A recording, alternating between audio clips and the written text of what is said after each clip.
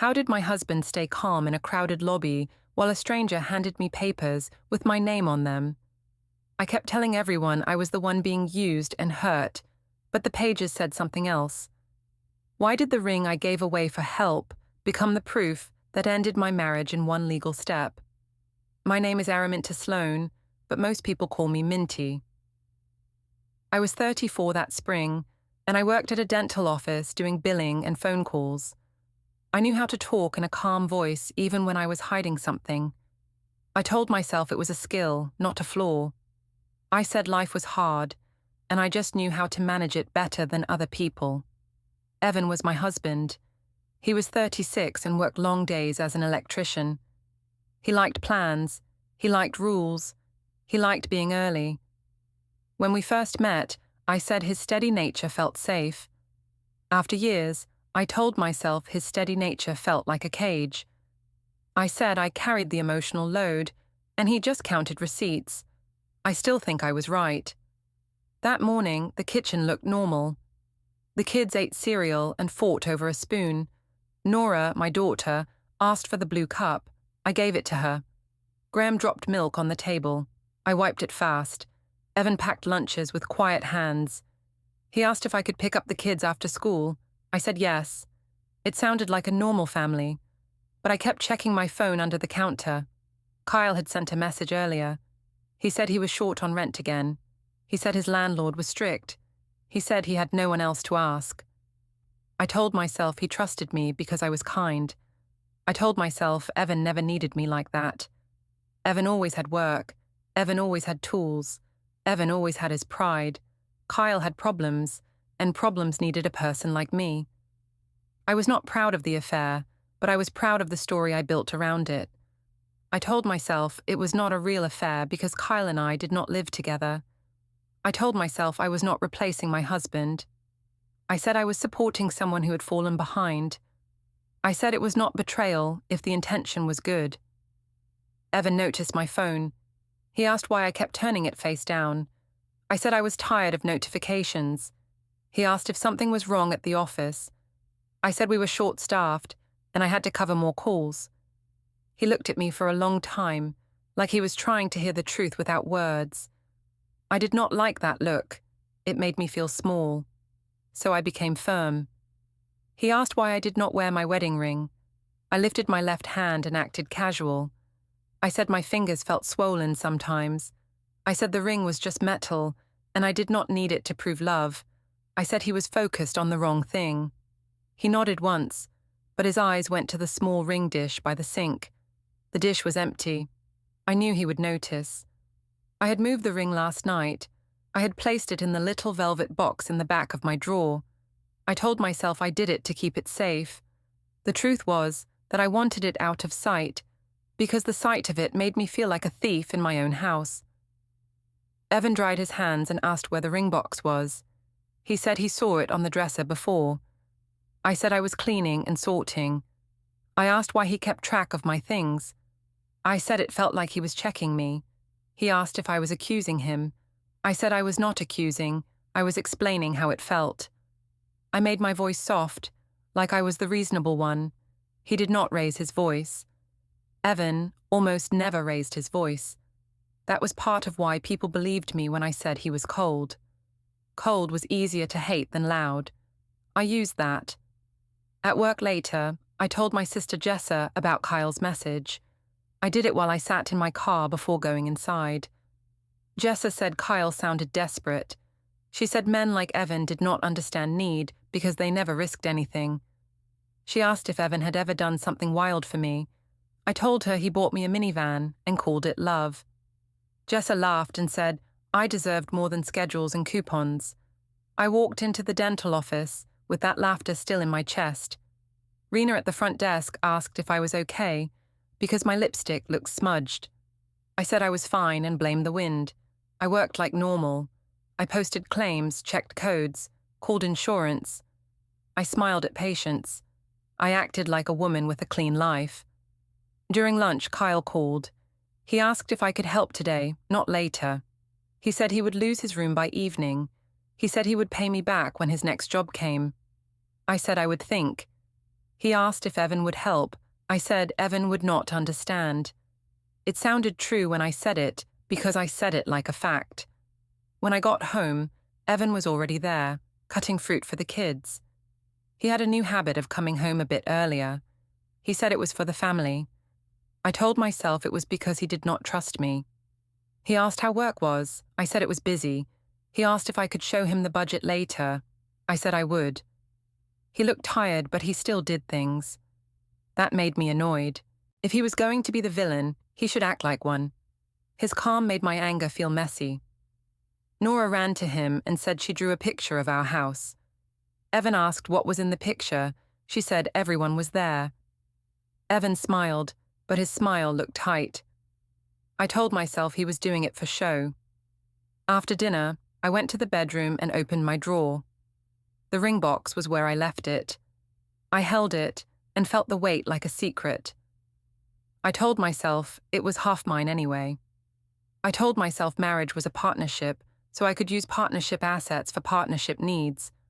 I also told myself Kyle's need mattered more than Evan's pride. Evan passed the doorway and paused. His phone lit up in his hand, and I saw a calendar reminder flash for a second. It said downtown, 10:40 a.m. He turned the screen away like it was nothing. I asked what it was. He said it was a work thing. I said okay, but I watched him walk down the hall with his shoulders held stiff. When he came back, he rinsed his mug and placed it on the far side of the counter. He did not put it near mine. It was a small move. It felt like a warning. I told myself he was being dramatic again. Then I put the ring box in my purse, and my heart beat like it was trying to talk me out of it. I woke up with the ring box in my purse, and the weight felt louder than the alarm. I told myself I was only holding it for now. I said I was being practical. I said Kyle needed help, and I was the kind of person who helped. I did not say the other part out loud. The other part was that helping him made me feel wanted. Evan made coffee and did not look at my purse. He asked if I slept okay. I said I was fine. He asked if I needed a ride to work. I said no. He asked why I was so quick. I said I was late. He stood by the sink and watched the kids eat. He did not argue. That made me angry in a quiet way. In the car, Kyle sent another message. He said he found a way to pay part of the rent, but he needed the rest today. He said he hated asking me. I told myself that meant he had a conscience. I typed back that I would handle it. I did not tell him how. I did not want him to say no, because then I would have to face that I was choosing this. At the dental office, the lights were too bright and the air smelled like mint paste. Rena asked why I looked tired. I said the kids were up at night. She asked if Evan helped. I said he helped in his own way. I made a face like I was joking, but I wanted her to understand.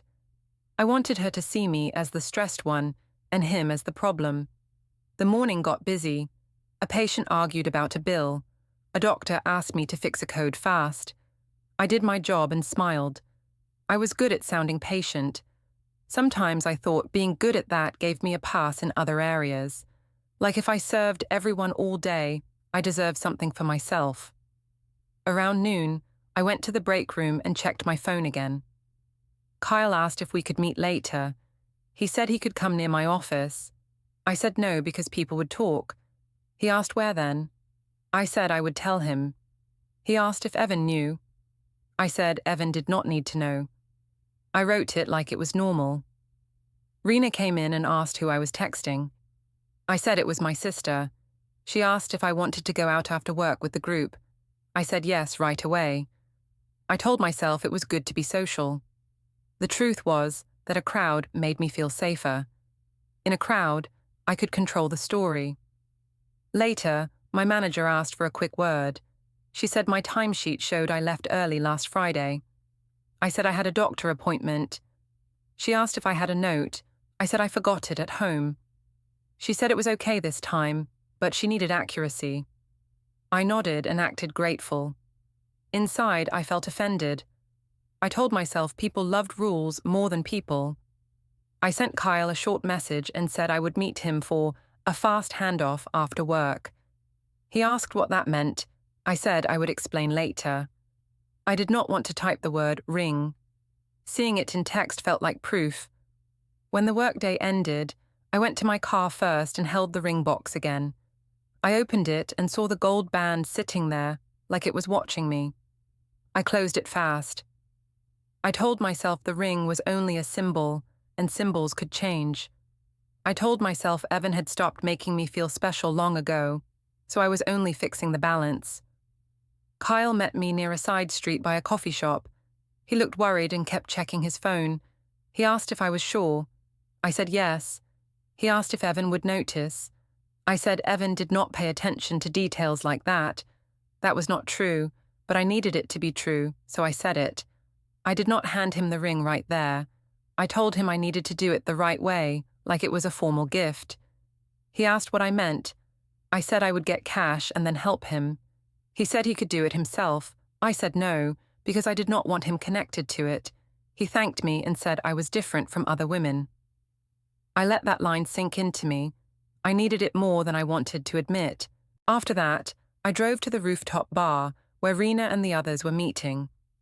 The music was loud, but not too loud, and the city lights made everything look clean. I liked places like that because they made problems feel far away. I took photos and posed in angles that looked confident. I told myself confidence was the same as truth. Rena asked where Evan was. I said he was home, being serious like always. Someone asked if he was mad at me for going out. I laughed and said he acted like my dad sometimes. I said he checked the bank app like it was a hobby. People laughed. I felt relief. If they laughed, then I was not the bad one. That was my math. One of the girls said Evan sounded controlling. I said he was not violent, but he was heavy. I said he made everything feel like a report card. I said love should not feel like a checklist. I watched faces nod and I felt stronger. I did not say I had a ring box in my purse. I did not say I was about to trade it for someone else's rent. I only said the parts that made me look brave. Kyle showed up later, even though I did not invite him. He said he was nearby and wanted to say hi. I told myself it was fine. I told myself he was part of my life now, and Evan had no claim on my social time. Kyle greeted my friends like he belonged. Rena asked who he was. I said he was a friend from music stuff. Kyle smiled and said it was nice to meet everyone. He stood close to me in a way that made me feel chosen. Someone took a group photo. I did not stop it. I did not move away from Kyle. I told myself it was only a photo. I told myself Evan would never see it. Rena posted it and tagged me. I saw my own face on the screen, smiling too wide. When I got home, the house was quiet. Evan had put the kids to bed. He was in the hallway with his phone in his hand. He asked how my night was. I said it was fine.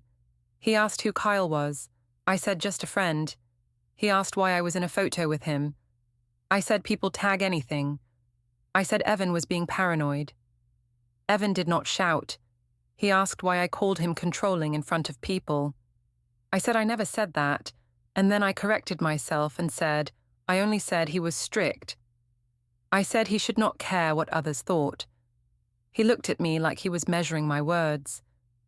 He walked past me toward the guest room. I heard a soft click, like a drawer locking. I asked what he was doing. He said he needed space. I said he was punishing me. He did not answer. He shut the door. I stood in the kitchen and listened. For a moment I heard a low hum, like paper moving through blades. Then it stopped. I held my purse tight, and I told myself it was nothing. I told myself Evan was trying to scare me. Still, my stomach felt cold, and the ring box pressed against my side like a bruise. The next day, I carried the ring like it was a secret job task. I kept telling myself I had control. I said I would fix Kyle's problem and still keep my life the same. I also told myself Evan was pushing me into this by being cold. If he had been softer, I would not need anyone else. That is what I told myself again and again until it sounded like truth. At breakfast, Evan asked if I could confirm the kids' pickup times for the week. I said yes and acted annoyed, like he was making me report to him. He asked if we could talk later. I said I was tired of talks that went nowhere. He asked if I was angry. I said he always made it about my tone instead of his behavior. He looked down at his coffee and said, "Okay." He did not fight. He just wrote something in his notes app and locked his phone. I went to work and did the normal tasks. I smiled at patients. I fixed codes. I answered insurance calls. But my mind stayed on the ring. Around lunch, I left the office in a hurry. I told Rena I had an errand. She asked what kind. I said it was personal. She smiled like she understood something, and I hated that. I did not want anyone to know before I chose the story. I drove to a strip mall area where nobody I knew usually went. The sign for the pawn shop was bright and a little sad, like it had been there forever. I sat in the car for a minute and watched people go in and out. I told myself this was normal. I said people pawn things all the time. I said I was not doing something wrong. I said I was using an option. Inside, the shop smelled like old metal and cheap cologne. A man behind the counter asked what I had. I said I had a ring. He asked if it was gold. I said yes. He asked if it had stones. I said no. He asked if it was mine. I said it belonged to my marriage, but that still meant it was partly mine. I did not say that out loud. I just nodded and said yes. He weighed it and looked at it under a small light. He said it was simple and common. He gave a number that felt insulting. I told him it was a wedding ring and it mattered. He said the market did not care about feelings. I said I needed more. He raised the offer a little, not enough to feel fair. I took it anyway. My hands were steady, but my chest felt hot. He asked for my ID. I gave it. He asked me to sign a form. I signed. I did not read much. I told myself reading would only make me hesitate. He counted cash and slid it to me in an envelope. He put the ring in a small bag and placed it under the counter, like it was nothing. I wanted to say something sharp. Instead, I smiled and thanked him, because I liked being seen as polite. Back in the car, I stared at my left hand. It looked naked. I told myself I could buy a replacement later. I said Evan would not even notice, because he did not really see me. Still, I kept flexing my fingers like my skin remembered the ring. Kyle called right away. He asked if I was okay. I said I was fine. He asked if I had the money. I said yes. He asked where to meet. I told him I would not meet him face to face for this part. He asked why. I said I was protecting him, like I was his manager. He said I was smart. He said I always knew what to do. That made my stomach settle, like I had earned something. I drove to an ATM and deposited part of the cash, then transferred money to Kyle. I wrote a note in the transfer message that said rent help. I told myself it looked innocent. I told myself a banknote could not be called cheating.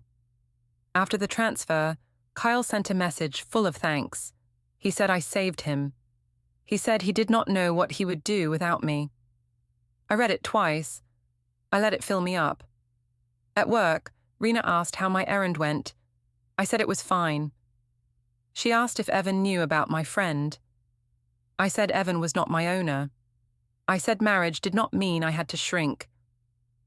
Rena laughed and said I was bold. I liked that word. Bold sounded like a good person's trait. It did not sound like selfish. That evening, I went to the supermarket on the way home. I picked up fruit, cereal, and a small toy Graham pointed at in the cart seat.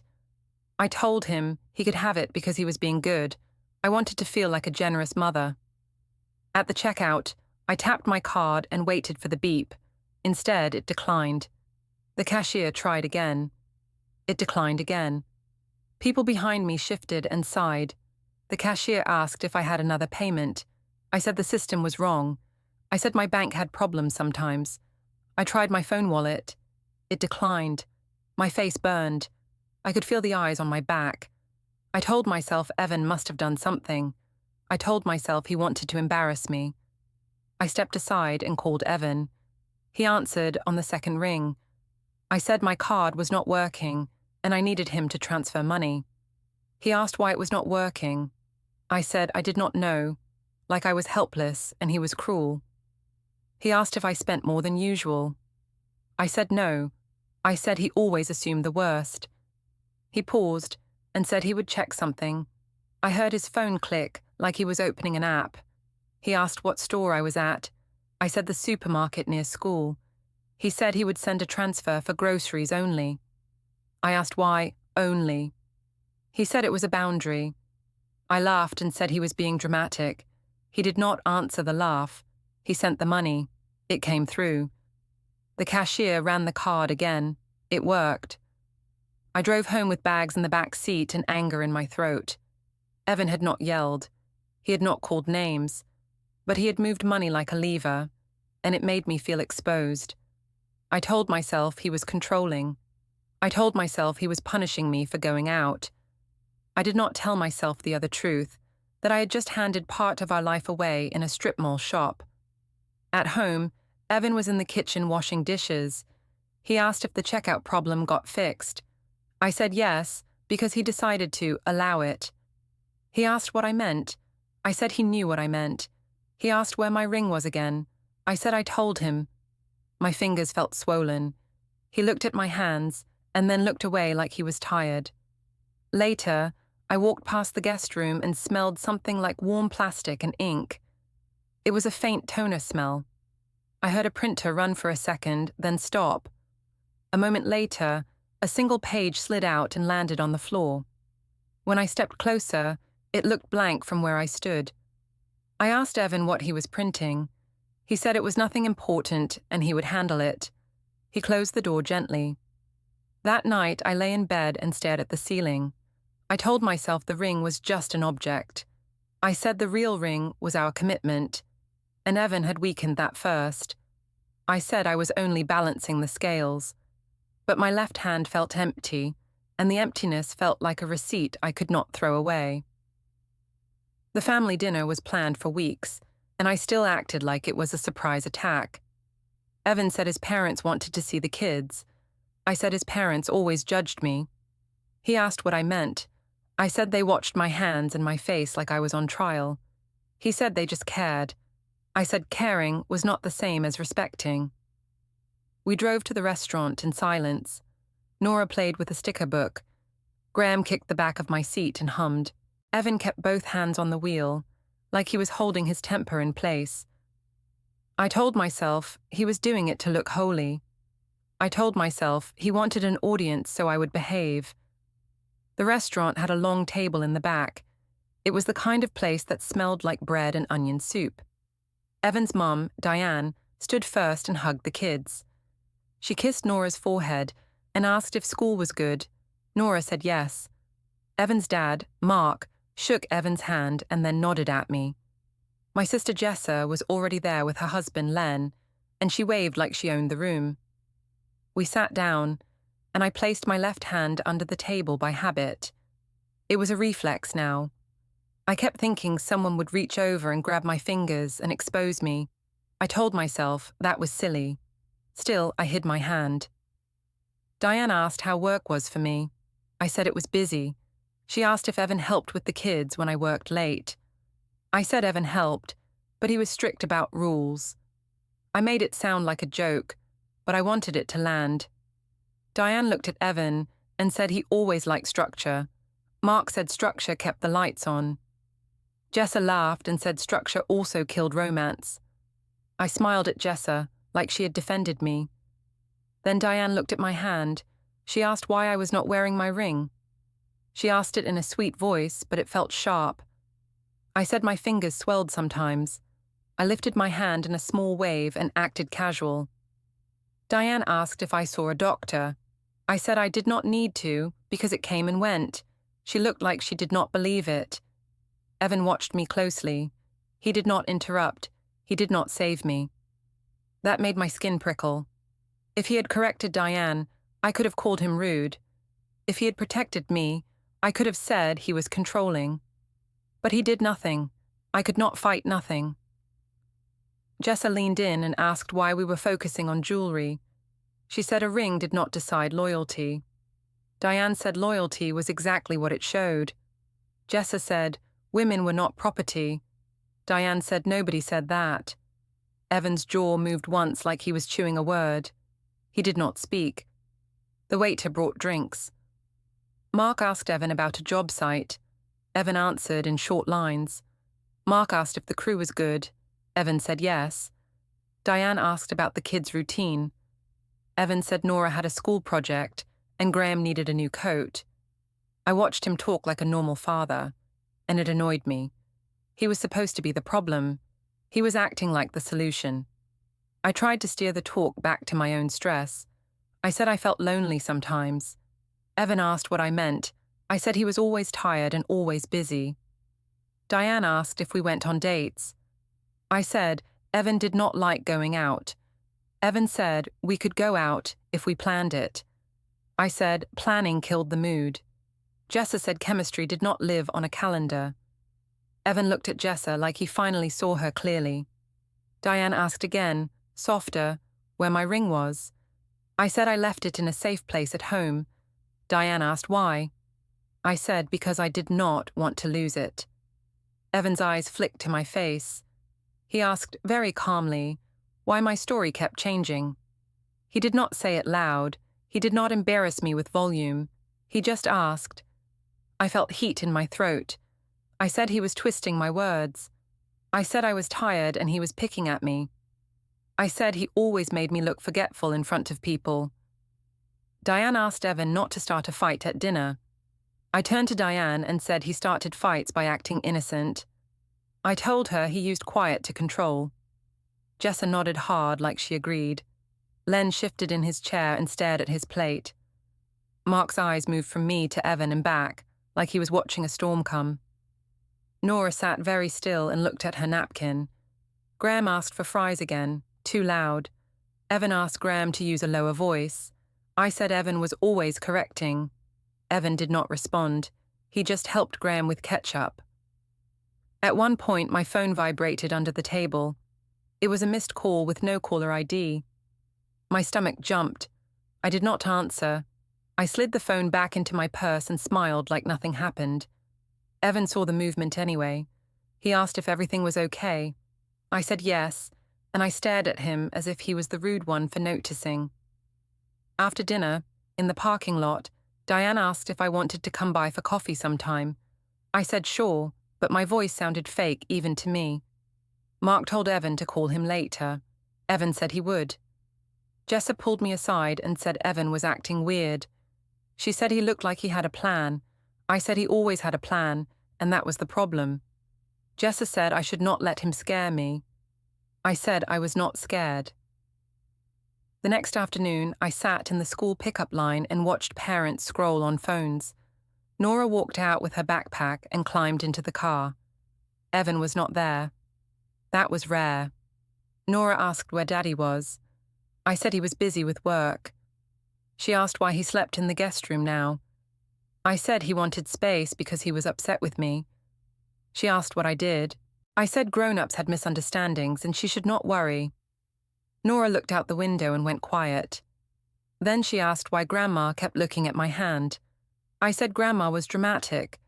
Nora said Grandma looked sad, not dramatic. I did not answer that. As we pulled away, my phone buzzed again.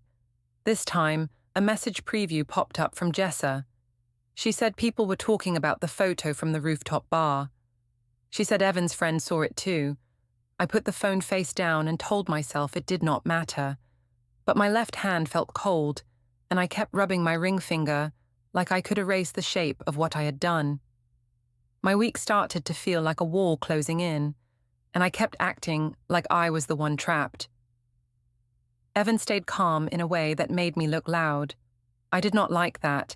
I wanted him to react so I could point and say, "See, this is why I did what I did."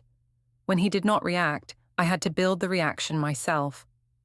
On Saturday, I took the kids to the park because I wanted pictures. I told myself it was for them. I also wanted proof that I was a good mother. Nora ran to the swings. Graham chased pigeons and laughed. I posted a short video of them, and wrote that weekends were all love. Evan came later, alone, and stood near the bench with a coffee. He asked what time we were going home. I said whenever I felt ready. He asked if we could talk without the kids listening. I said there was nothing to talk about. He did not push. He watched Nora go higher on the swing and told her to hold on tight. Nora asked if Daddy would push her. He said yes and walked over. I watched him push the swing with steady hands. I told myself he was performing for strangers. At the same time, I felt a sting because he looked like the stable parent and I did not. A woman I knew from school pickup nodded at Evan and smiled. Evan nodded back. I wanted to say something that would make him look bad. I leaned close and asked if he was enjoying his single dad act. He asked what I meant. I said he was trying to get sympathy. He said he was just being a parent. I said he was acting like I was the problem. He said he was not making claims in public. His tone stayed flat, and that made my face heat up. I tried a different angle. I said he never touched me anymore, and he had made me feel unwanted for years. He asked if I wanted to talk about that with a counselor. I said I did not need a counselor to explain basic feelings. He asked if I was seeing someone else. I said he was paranoid. I said his suspicion was the reason I could not breathe in this marriage. I said he was the one breaking trust by spying in his own mind. He did not accuse me again. He asked if we could keep all talk about our relationship away from the kids. I said he was always making rules. He said it was not a rule, it was respect for the children. I rolled my eyes like he was being dramatic. Nora looked back at us once, like she could tell something was wrong. I smiled at her too fast and told her she was doing great. After the park, Evan drove the kids home in his car because he said Graham was falling asleep. I followed behind, and the space between our cars felt like a message. When we got home, Evan took the grocery bags out of the trunk and put them away. He did not ask me to help. He moved around the kitchen like he had practiced being alone. Later, he asked if we could review the budget for the month. I said he only cared about money. He said bills did not care about feelings. I told him he always sounded like a boss, not a husband. He asked if I had any unexpected expenses he should know about. I said no, because admitting anything would make my whole story collapse. He opened his laptop at the dining table. A spreadsheet was already on the screen, but I could not see the title. I saw rows and dates. He did not tilt the screen toward me like he used to. He asked what day I wanted for kid pickups if we needed a temporary plan. I laughed and asked why he was talking like a robot. He said he wanted clarity so the kids stayed steady. I said he was trying to erase me. He said he was trying to reduce fights. My phone buzzed, and I saw a message from Jessa asking if I wanted to go out that night. I typed back yes before thinking. Evan saw the glow and asked where I planned to go. I said out with friends. He asked who would watch the kids. I said he would, because he was their father. He said he could watch them, but he needed the time and address. I asked why. He said it was safety, and he wanted to know where the kid's mother was in case of emergencies. I said he was tracking me. He said he was planning like an adult. In the evening, Diane called me. She asked if everything was okay. I said she should ask Evan, because he was the one creating drama. She said she was not calling to fight. She said the kids seemed tense. I told her she was putting ideas in their heads. She said Evan had been quiet and polite, and that scared her more than yelling. I said she was overreacting. She asked if my ring was truly safe at home. I said yes, and my voice came out sharp. When Evan came upstairs to put laundry away, I followed him into the bedroom. I wanted to push him. I wanted him to say something cruel so I could feel clean again. I asked why he was acting so calm. He asked what I wanted him to do. I said I wanted him to care. He asked if caring meant begging.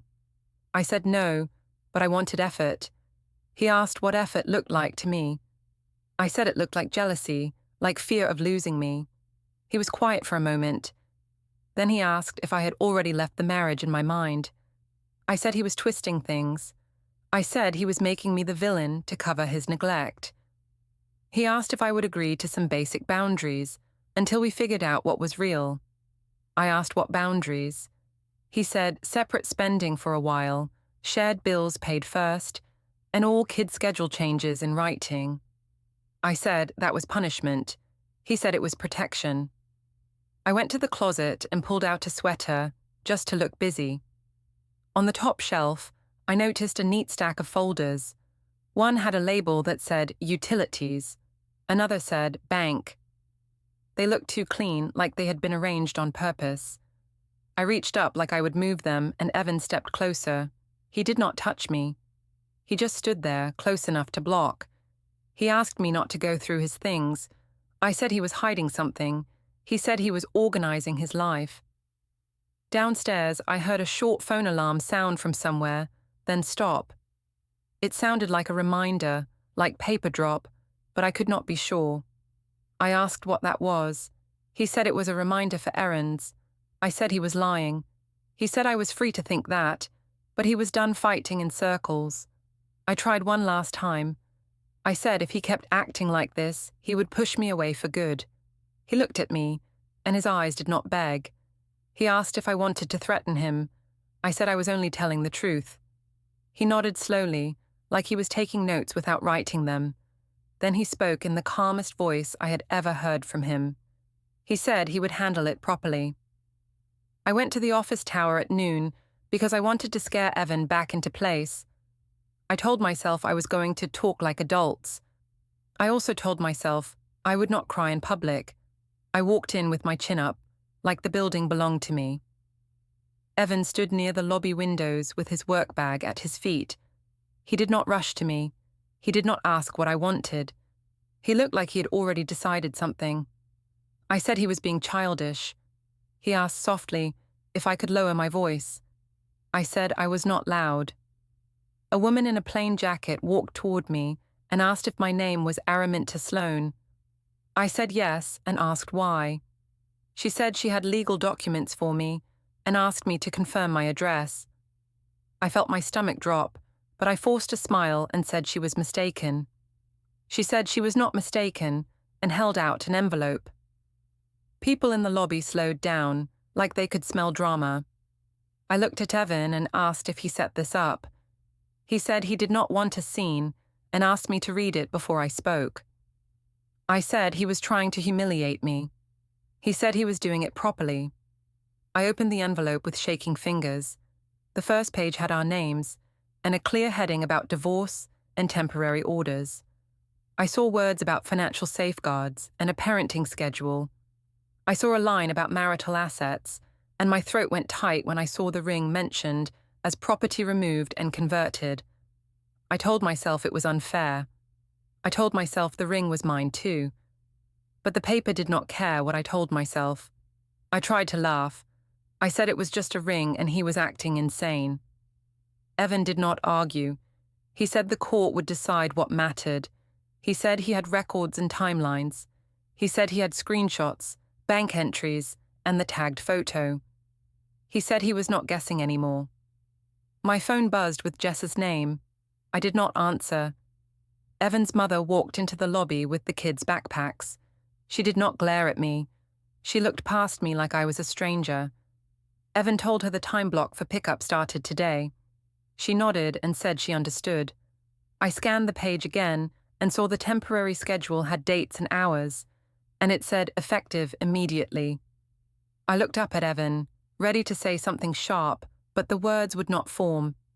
Then the reality hit me in one clean line. I was not going home to my normal life, and it started today.